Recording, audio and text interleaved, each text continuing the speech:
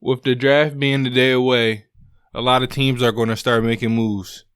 And today, there was a trade that happened, and I'll be honest, I did not see this coming. I was totally shocked when I got this notification. The Broncos traded a 6th-round pick for quarterback Teddy Bridgewater from the Carolina Panthers. Man, the Broncos got a steal. You're giving up a 6th-round pick for average, a little bit above average starting quarterback that's still in his prime. I was shocked, man. Like I was in the middle of recording something. I get the notification. I'm seeing Bridgewater is being traded. And I see a 6th-round pick to the Broncos. That's a steal. Now, the Denver Broncos have the number 9 pick in the draft. They have the number 9 pick in the draft. Do they still draft a quarterback? I text my friend, me and this dude talk about sports, all the time. And I say, yo, bro, now that they got Teddy, do they still draft a QB at 9? He said, why not? The roster's already loaded. Why not get yourself a young quarterback? And in my mock draft, if you haven't listened to it, I did have the Broncos taking, Trey Lance at number 9. I had the Broncos taking Trey Lance at number 9 because, to be honest, I thought it was time to move on from Drew Lock. I don't think he's a starting quarterback right now, and I do believe that roster is loaded. So if you have quarterback problems, your quarterback, is the reason why you're losing games, not winning games. It's time to move on. So I did expect him to go to Trey Lance in the draft, but now they got Teddy. I don't know if they should. I definitely, I don't know if they should. To me, I wouldn't be surprised if they go corner now. If Michael Parsons is available. Like now, if I'm them, you have your quarterback. I wouldn't be, pressed. I want to be pressed to get Trey Lance at number 9 now. This is me talking. If I pull up their roster, right, and take a look, now that they have a quarterback at the thing they need most, I wouldn't be surprised if they go linebacker and get Parsons. I wouldn't be surprised if they go defensive tackle from Alabama, Barmore. I don't think quarterback now is the main need. I mean, now I think they have a lot of places, a lot of options to go. And when I think of John Elway, this is why I'm surprised that they made this move. Now, again, I think Bridgewater is definitely a good quarterback. But when I think of John Elway, I feel like he's going for the quarterback that can take him over the top. He doesn't care if you're good. He wants that great QB. So, again, this is a steal. It's definitely a steal. It's the opportunity I wouldn't pass up. But with Bridgewater, you can still get a young quarterback and have him sit until he's ready. So, again, I wouldn't be surprised if they go Trey Lance. But I think, I think the options are open. You could go O-line. You could go, Parsons if he's available. You could add another corner. You could go pass rusher. Like, I don't think they're locked now and they get in a quarterback. But I'm definitely going to be excited to see what they do. Also going to be excited to see if they trade back or trade up, Because I think at number 9, they're at a position in that top 10 where a lot of teams want to get into because you have guys, you can have a certain somebody wants to trade up and get.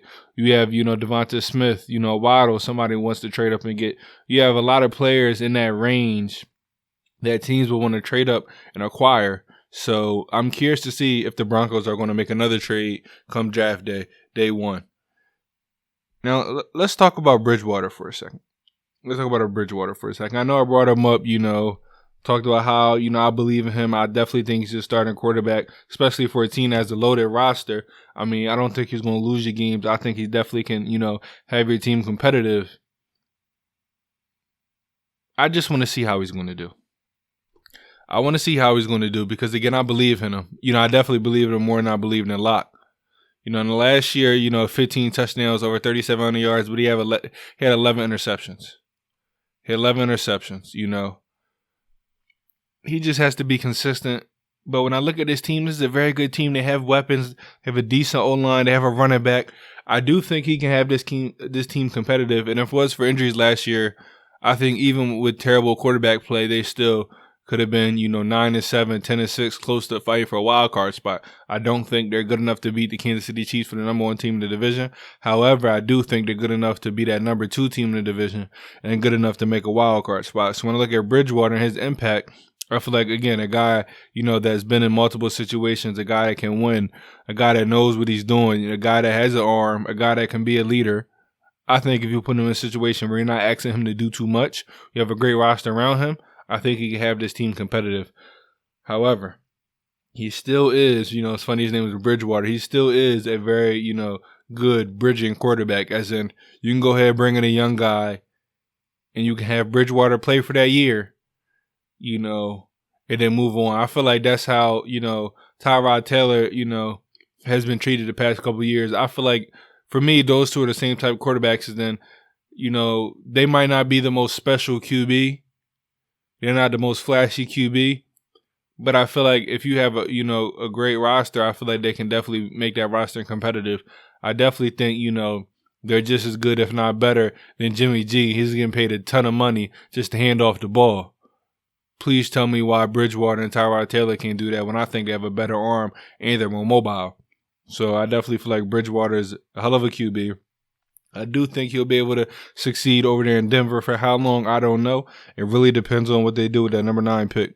But by the way, Drew Lock, I was a fan of yours. I had high expectations of you. I know it was some injuries on that team, but you still kind of let me down.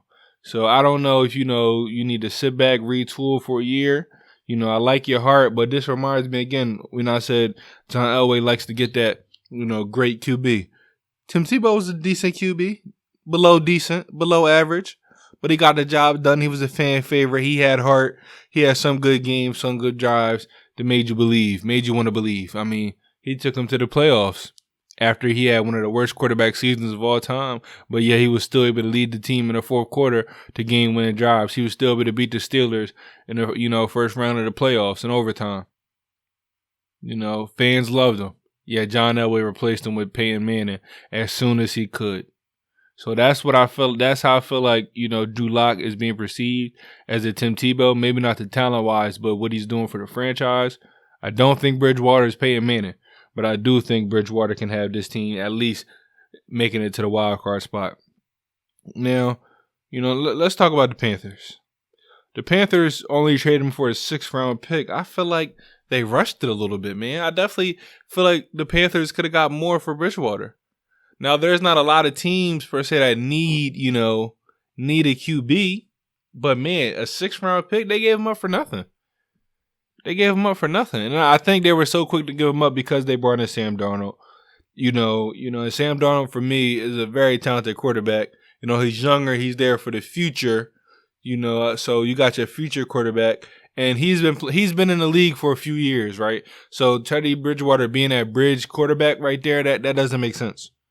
It definitely doesn't make sense. But,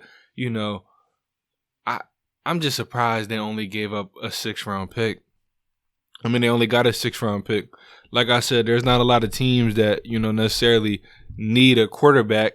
But I can think of some teams that might need, a veteran QB in there. I think would have gave up a 5th, or 4th-round pick. I mean, I'm looking at the Bengals, depending on Joe Burrow's timetable, would they give up a 5th? The Jaguars, would they give up a 5th? I'm looking at teams like the Jets, But, hey, what do I know, right? What do I know? Maybe that was the best offer they were getting. Because, like I said, when you look at the teams, tell me, a team that really needs a QB. And then when you think of those teams, right, you think of the Jets, you think of the Jags. What are they about to do in the draft? Draft their quarterback.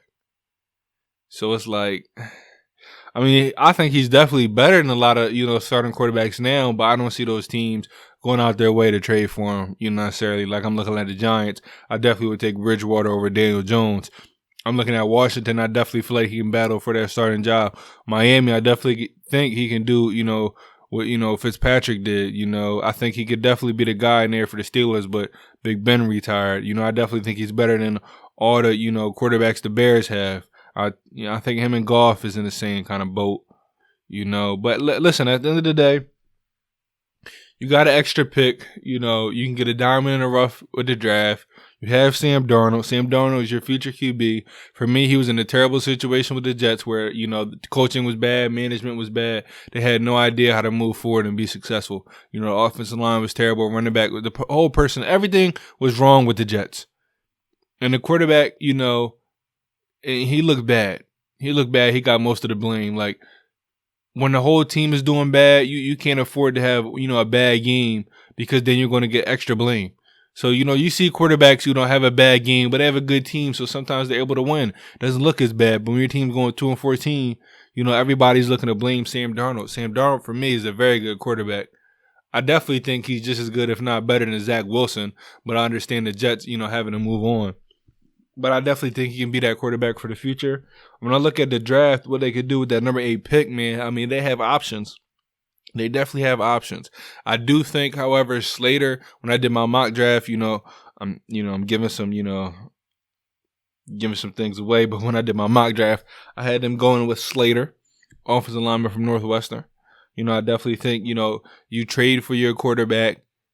Your running back is coming back. You need him to be healthy. I definitely think O-line is the way to go, but I would not be surprised, if they go wide receiver. I mean, they have a decent group of wide receivers over there, but I wouldn't be surprised if they go get a wide receiver. And also, if Pitts is available, they'd be stupid not to draft Pitts.